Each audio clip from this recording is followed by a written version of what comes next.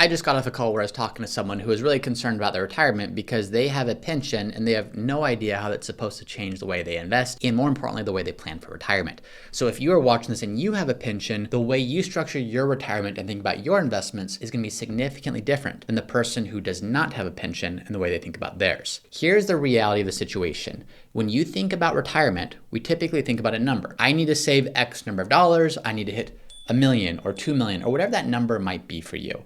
That's the traditional way of thinking about this, and there's some truth to that. But here's where that falls short. We're not just chasing a net worth, because that net worth by itself does not necessarily guarantee us what we actually need. What we actually need in retirement isn't net worth, it's income. Here's a practical example. When someone talks about saying, oh, I have $1 million in my portfolio, what does that actually mean? Well, it doesn't mean that they're going to spend $1 million per year, of course. No, what it means is there's some portion of that number that they can live on. What we really need to do is mentally account for what does that $1 million translate to when it comes to cash flow. Because in retirement, it's your cash flow that you care about. It's your income that you care about, not the portfolio value, not the net worth. So if you have $1 million, general rule of thumb might say you can take 4 to 5% per year of that portfolio. 4 to 5% of a portfolio means $40,000 to $50,000 if your portfolio value is $1 million. So don't just look at the net worth. It's the $40,000 to $50,000 that you actually should think about. So that individual has a pension. If you're sitting here saying, man, I don't have $1 million, I don't have $2 million, or maybe you do, but you also have a pension, here's how you should think about your pension. If you have a pension coming in and that pension is $5,000 per month, well, that's $60,000 per year. If I were to use the general 4% framework, that's $60,000 per year of pension income. It would take a $1.5 million portfolio to create that same level of income using standard 4% withdrawal rates. So here's the perspective shift. If you have a pension, that's wonderful. And when you think about retirement, think of cash flow. Don't think of net worth. Your net worth, I've seen far too many people fall into the trap of saying, I'm retiring and I have a net worth of $4 million. Well, that sounds really good. You should be able to create a pretty strong retirement, you would think, with a $4 million net worth. But then we look at that net worth and it's okay, well, $2.5 million of it is in a primary residence. $1 million of it is in another property that's a second home. There's only $500,000 that's actually liquid. That full $4 million is not generating cash flow for you. It's the portion that's liquid. It's the portion that's your actual retirement account that does create cash flow. Now, if that property was a rental property, that'd be a different story. But what we care about is cash flow. And to use just an extreme example to finally illustrate this, let's assume you had a $10 million net worth.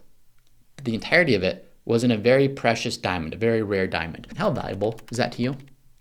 It's cool to say, it's cool to have. It's cool to have that and say I have a $10 million diamond, but it does you zero practical good when you retire. You can't shave off pieces of this diamond to use it to redeem for cash to go pay for groceries and travel and other expenses. That's it. It's illiquid. It's not doing anything for you. So cash flow is the name of the game.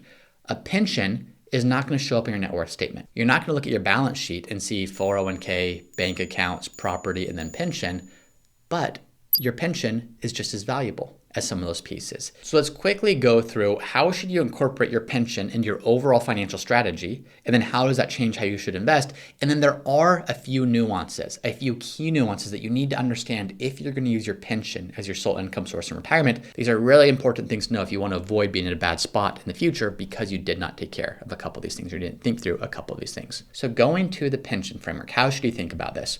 Well, when you think about your retirement, what you should always start with is what do you want to spend? Let's assume you want to spend $80,000 per year throughout retirement. Well, $80,000 per year, where you might initially go is, geez, well, if I need to take 4% per year of my portfolio, $80,000 represents 4% of a $2 million portfolio. Do I need $2 million in my portfolio to live on $80,000 per year? No. And here's why. Most of you, even those of you who don't have a pension, are probably going to have Social Security. Let's assume that you and a spouse have combined $30,000 in Social Security benefits. So $80,000, keep in mind, is what you want to live on. $30,000 of that is coming from Social Security before you even dip into your investments. So it's really just the remaining $50,000 that you need to spend. So if that was all you had with Social Security and investments, that $50,000 all needs to come from your portfolio. So depending upon the withdrawal rate that you're using, that's probably $1 to $1.25 million that you need in your portfolio to be able to spend $80,000 per year. Now let's use that same example, carry it over here, and now assume you have a pension. $80,000 is what you want to spend. $30,000 is coming in from Social Security. Let's assume another $20,000 is coming in from pension. So $50,000 here is coming from non-portfolio income sources. your pension, your Social Security. It's that $30,000 gap, that $30,000 difference that does need to come from your portfolio. So what do you do there? Well, if you need to create $30,000 per year and you're using a 4 to 5% withdrawal rate, you're going to need somewhere between a $600,000 and $750,000 portfolio value today so that you could create $30,000 per year adjusted for inflation over the duration of your retirement, assuming a standard 30-year retirement. So what you can see here is that pension meant that this individual over here needed a portfolio almost half the size of the person over here. Now let's use one final example to really drive this home. You want to spend $80,000 per year. You and a spouse have $30,000 per year coming in from Social Security, and you have $50,000 per year pension. Now all of a sudden, you have $80,000 per year coming in that's fully meeting your expenses. You theoretically don't need any money in your portfolio and you could still be just fine. So this is the single biggest way that pensions impact your retirement is people think in terms of portfolio values when they should be thinking in terms of cash flow.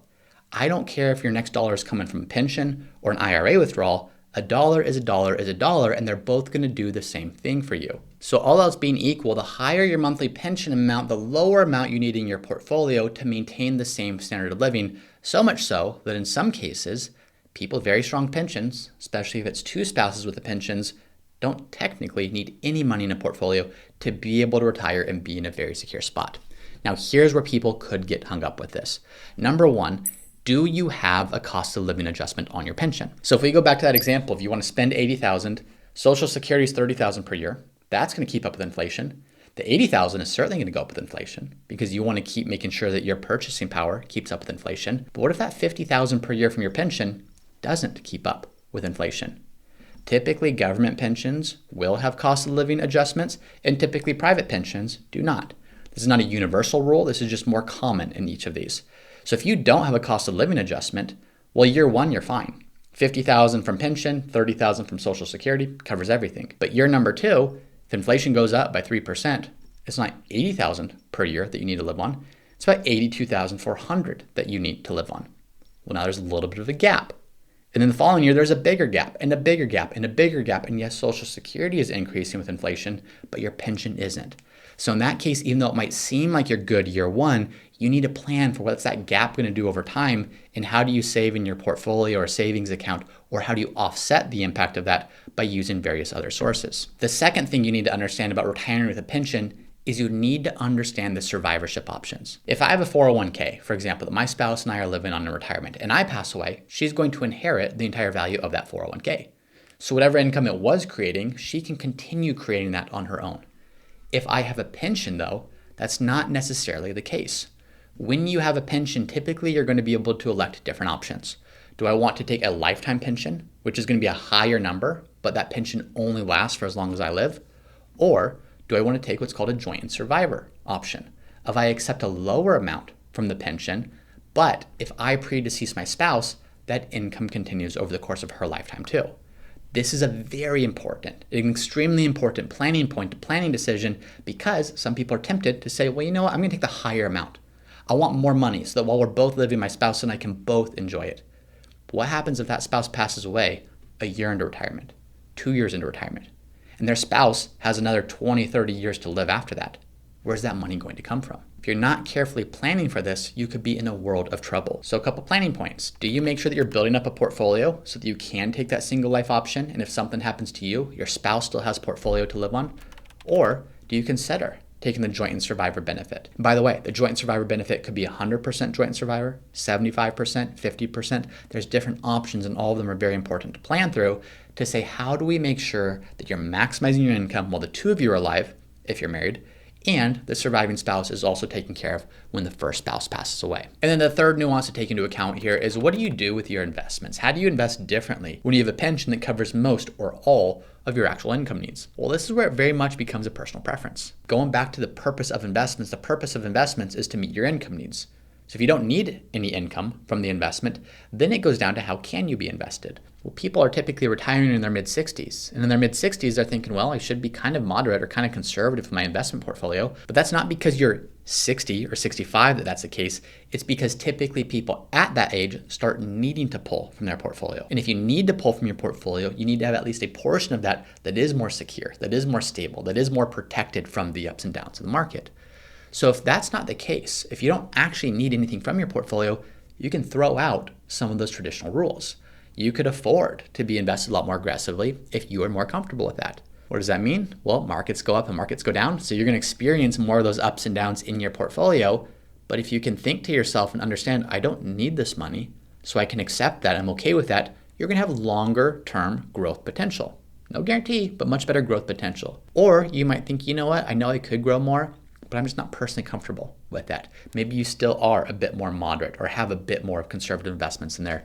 Not because you need to, but because it fits with your risk tolerance. It fits with your comfort level around investing.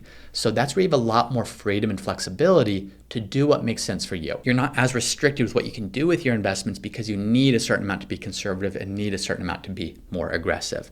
So don't just think that because you're 65, you should invest like all other 65-year-olds do if you have a pension. You should think very clearly about how does this play into my overall plan? Is this money I want to use to spend more in the future? Is this legacy money? Is this money I'm going to set aside for a long-term care event if and when it happens?